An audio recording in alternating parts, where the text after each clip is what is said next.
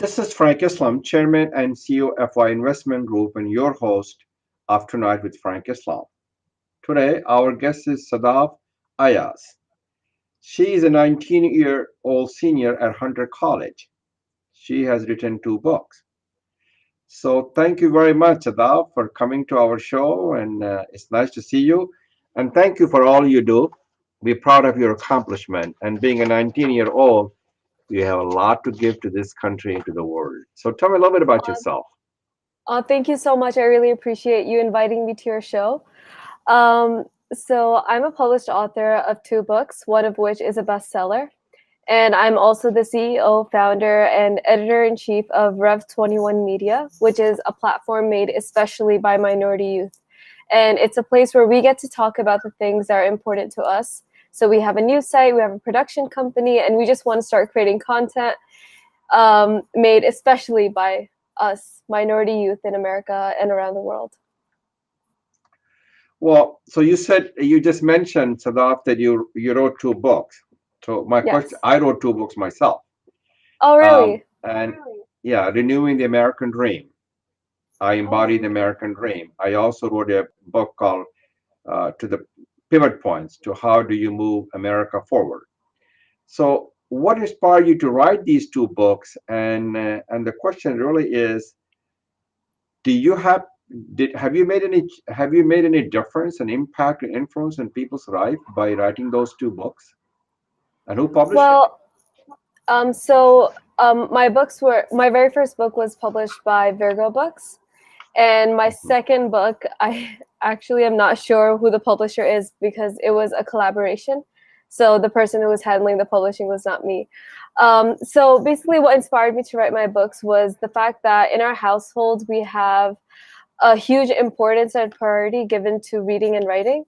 So ever since I was little, I remember seeing my parents reading books and them taking us to the library and getting us books. In fact, I learned how to speak English by reading books.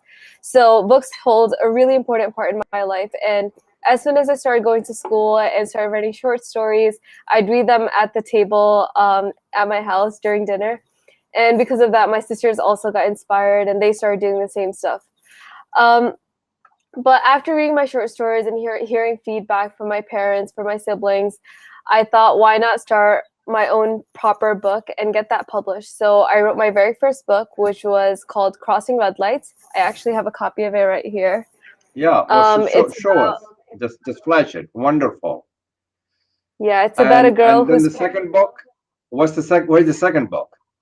The second book is called The Better Business Book, but I don't have a copy of it right here with me right now. What about, tell us a little bit about your next book, which will be your third book. Yes, my next book is about a hijabi guitarist because when I published my very first book, it was about a girl, a white girl, living in America with a white family. It's a very predictable type of character in terms of the types of characters that are written in young adult fiction. And one of the biggest criticism I received in what I wrote was people my age asking me why my main character did not look like me, did not sound like me, did not have anything to do with my personality and my culture and religion.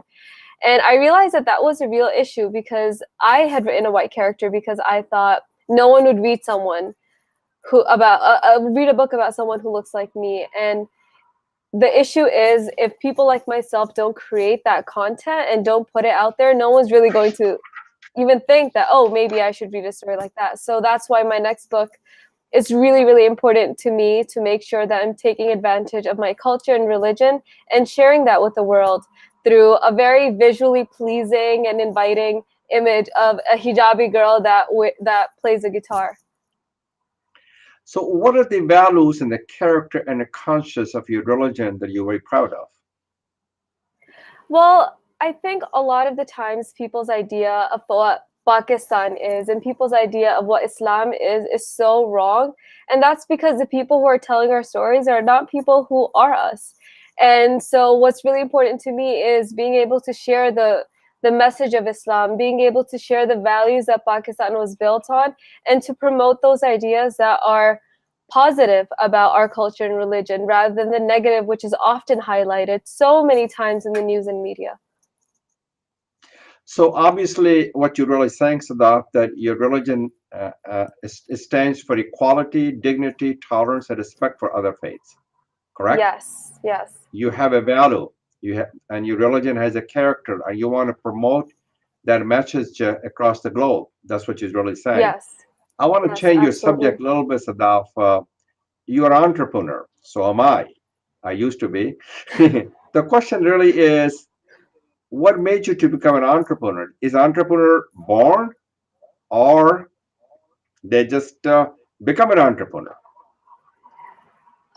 So I'm an entrepreneur because of my media company, Rev 21 Media, and entrepreneurs, I feel anything in life really. Entrepreneurs are made or born. Are made or born. See, yeah, that's what I'm going to answer. I don't think anyone is born a specific way. I think everything that we do, all the control is up here in our minds. And that's what we need to learn how to use and utilize. It's really, really hard to convince yourself to think in a different way, to convince yourself that you're capable when you don't feel capable. But it's mind over matter, and you convincing yourself and telling yourself something that you want to achieve and constantly reminding yourself that helps you achieve. On my media company, I was the youngest person on the team and I was the leader. And that whole idea was very, very difficult for me to come across and kind of be okay with, because everyone had experienced so much more. I live, for me, it's always going to school, going back home, and it's nowhere like I haven't really experienced the world the way so many other people have. So the way I think is different, the way I talk is different, the ideas I have is different. So trying to communicate that with the limited experience that I had was difficult, but knowing that I knew that I had done my research, that I knew I had the ideas, that I was capable, made so like a team of 100 people be okay with listening to someone who is younger than them. And I think that's what the power of the mind is, and that's what everyone is capable of. We just have to realize it and take advantage of it. That's very well said.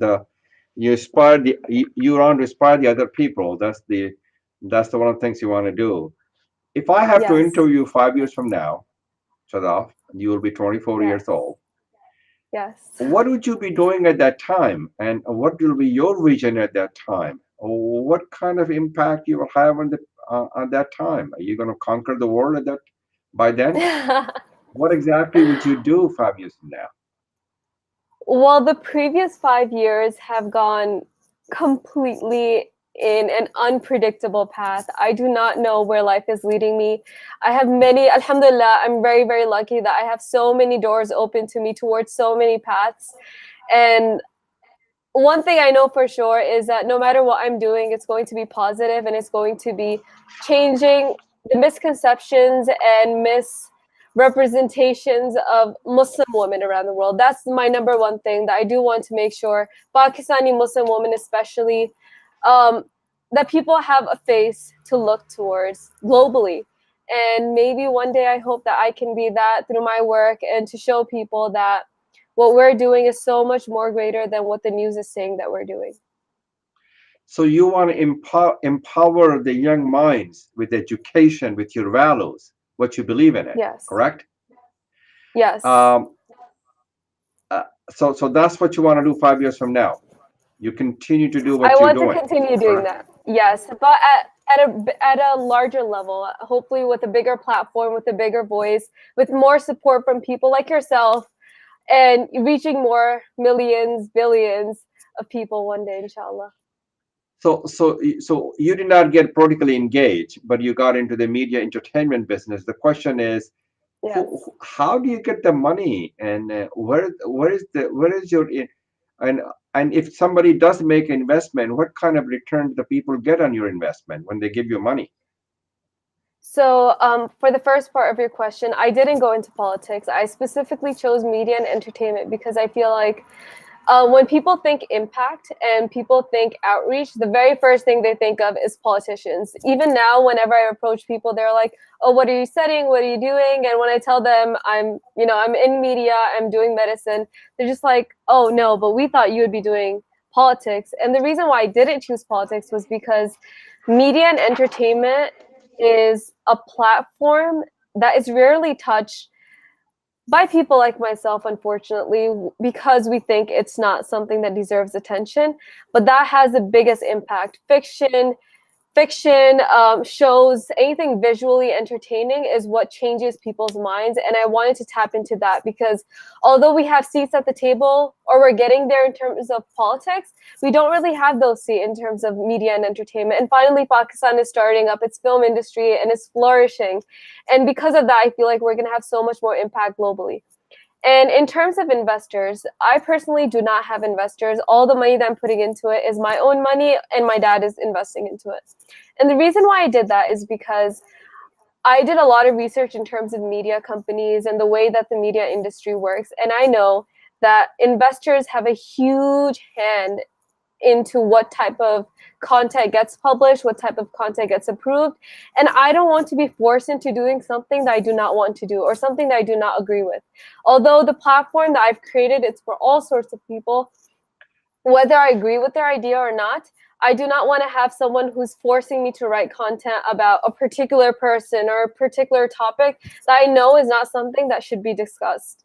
So I did have a Jewish investor who wanted to invest into my company, which is my dad's friend. But I declined that offer specifically because if I do get an investor, they have to understand that what I want to put out there is very specific to minorities, minority youth. It's our voice towards the world, not just minorities or not just the youth, but everyone. So any investor that I do take in, I want them to be from a minority background. And I would especially love it to be someone who's Pakistani, someone who's Muslim, because I feel like the level of understanding and communication that in relationship we can create in that is something that's much more valuable than I can create with someone who like, or especially Jewish people who already control the media. You know, I do not want to have that anymore. I want to create a seat at the table for so many other people who exist and can create an impact with all the resources they have. That's how you create impact, by putting your resources together and bringing the voices together and creating something huge that makes a So you difference. want to, so you want investor that share your vision, your values, your character, your history, and heritage. Did I get it right? And so, yes, someone I can rely on to make sure they won't be forcing me Sure. to publishing content or creating content that is wrong. Let me ask you a question, a personal question. Perhaps you wear hijab, which is Yes. which is what you believe in it, and as President Obama said, you should do what you believe in it, and he said it many times. Do you think it has hurt you? It has helped you? As I understand, you have also been a model across America in Apple stores. And what kind of reaction did you get from the people? So I recently started acting and modeling, which has been a really interesting experience. I went into acting for personal reasons to open up my mind, my body in terms of just like in terms of confidence and being able to explore different things that are inside myself. And because of that, I got into acting, and immediately the very first thing I got was Apple. And I've been very, very lucky to have had that opportunity. My picture was placed in Apple stores worldwide. All my friends all over the world were sending me pictures of that. And right after that, I got Fiverr's Year of Do campaign, which was placed in metropolitan cities around the world, in which there are a lot of entrepreneurs. So there were like billboards in the subway stations and all that kind of stuff. And I was really scared to do my very first campaign with Apple because, you know, like I was like everyone else in terms of Why how I did thought you of the why did you why did you select you as a hijabi person to be the model for the Apple stores? Obviously, you're young, you're attractive, and all the and they wanted to attract the young generation, which I get it, but I did not get the but second part. the reason why the reason why Apple and Fiverr both chose a hijabi face to represent part of their campaign is because we are regular day Americans. We are regular day humans. We exist all over the world. And if there aren't people, like, this is what people see. And if we're not representing that in our ads, in our campaigns, in entertainment and media, we're misrepresenting what the world looks like. The world is not all white. The world is colorful. It's beautiful. It has so many cultures and religions. And when people start showing that and accepting that, which I commend Apple and Fiverr for taking the step and being like, oh, wait, yes, this person is someone who exists in America and we should include her. Because, like it's when you put yourself out there, they're like, you give people something to think about. When I submit for auditions and when I go into auditions, no one's written a role for a hijabi girl. I go in for regular everyday girl roles, and I surprise the casting directors, the producers, because they're like, oh my God, we never thought that we can have a hijabi girl playing this role, when hijabi girls like myself live that role every single day of their lives. So you want to build a society which is inclusive, which is fair, which is open, and which is tolerant. Those are the Yes. strengths and values and qualities of America that all of us can proudly and truly embrace. And that's the kind of thing you want to preach and teach. Am I correct to assume Yes. that? Yes. That's a Yes. very well said. Thank you. So there are a lot of people watching this show all over the globe. You are a very young, 19-year-old woman, written books, you're accomplished. You have done a lot to serve our community and the country, and people take a pride in your accomplishment. So if Thank I you. was a if I had a daughter who's about your age, or maybe a little bit younger or older, what advice would you give to them, to the young people who wants to be like you, and especially the fact that so there are two questions. Number one, a young woman, and regardless who All they right. are, color, creed, religion, race, background, and belief, because you do transcend all boundary of religion and race, and you represent the best of humanity. The second question that I have, the woman who really wants to wear the hijab and live in America or all over the world, what advice do you give it to them? So the two I questions think for you. so. When you're a minority group, when you're a woman, when you're someone of color, someone who represents a religion very openly, sometimes what happens is you think that because you're of this particular group, that you're not capable of doing things because people who look like you don't exist there. So the very first thing you need to take out of your mind are the limitations that you've created because of who you are. Because what you are is not what's stopping you. It's what's inside that is stopping you. The world will never stop you. You have to fight for your right. And when you fight for your right and you put yourself out there and you struggle and people notice that, people will support you and they will help you and they will help you get to where you need to be. So the very first thing for any girl is to take out of their minds that, oh, I'm a girl and therefore I can't do this, because women are capable of so much more, and sometimes even more than men in some cases. And we need to realize that power. We need to appreciate that power. We need to accept that power, and we need to be proud of that power and take advantage of it and use it wherever we can to become the best possible humans we can to achieve all our dreams, because everything is possible. For your second question, in terms of hijab as well, I think that's another thing. I think, especially when I think of acting, I don't know anyone who wears a hijab and acts.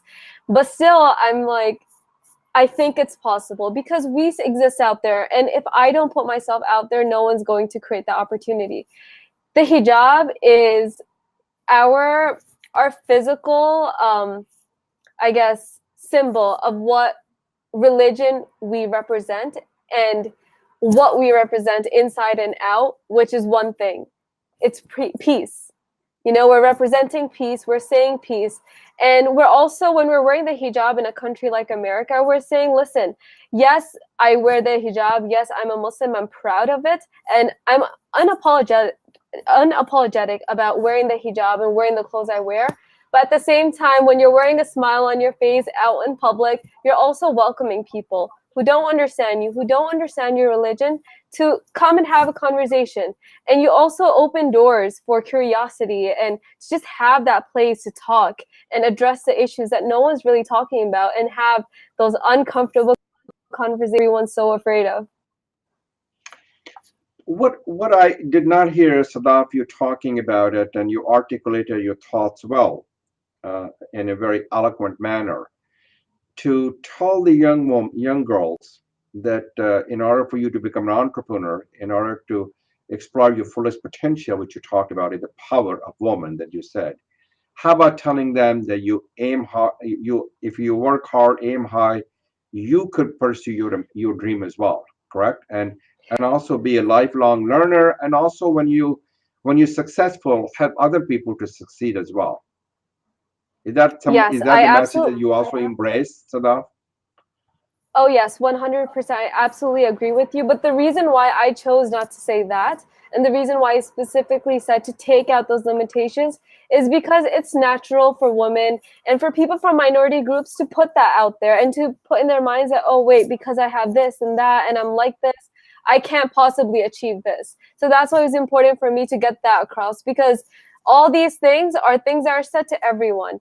But the issue is for minority groups, especially, is that we think that we can't do it because we're a minority, and we need to take that veil, that wall that we've created in our minds out. Which is why it's important for me to share my advice through that form, I guess. What would be advice if someone walked to you and say, how do you go about breaking the barrier of the biases that divide us? And also, we have become a polarized and divisive society under this administration. How do you go about telling people that we need to come together? The diversity that you talked about is a strength to our nation. When we are when we're stronger, we can help shape a better future for America. I think the very first thing that is needed is communication. It's about creating dialogue. And it's also important to, again, I'm going to go back to the reason why I started Ref 21, is to have a seat at the table and take care of your own narrative and share it the way it needs to be. The only way you can get rid of divisions is through understanding. And the only way to create understanding is to create a platform, a means in which people are able to communicate. People feel safe about asking their questions. People feel safe about expressing their opinions. And I feel like media and entertainment, or just social media, everyone has it in their hands. You can start posting on Facebook and Twitter and just sharing your stories, your ideas, telling people who you are, because we have that power now. And it's dialogue. Communication and dialogue is how we get rid of divisions in our society. So dialogue, debate, and discourse and discussions. Yes. Correct. You have to Yes. have a Yes. discourse as well. So, Yes. so what about you did not mention, and I wanted to get have you to talk about the how can we build the bridges of understanding and cooperation with other faith, because we are in this together, correct? Yes. And also break the barrier of the biases that divides us.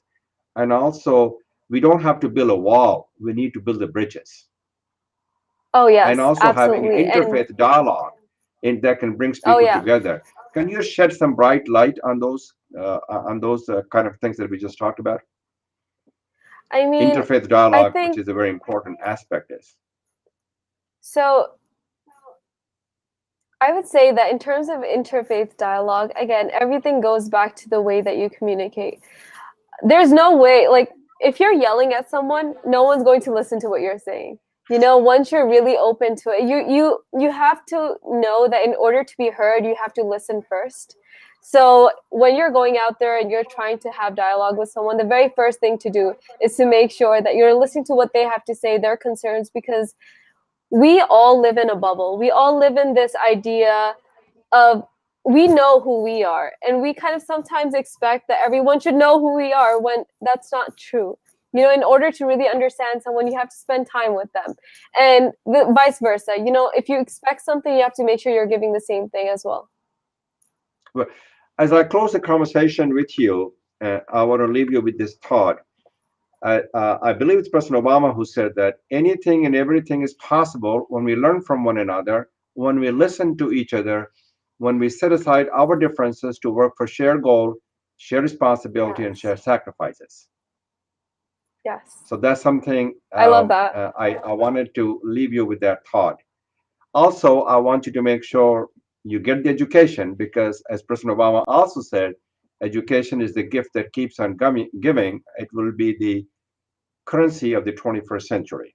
So empower other women by education and empower them with the entrepreneurship as well. So thank you, Sadaf, for all you do, and appreciated you coming by and talking to us and instilling in us what's important in America to bring people together.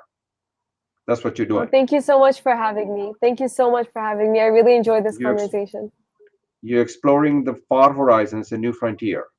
Thereby, you're keeping the hope alive and well. Oh, Thank you thank very you. much for watching. This is Frank Islam wishing you a great week.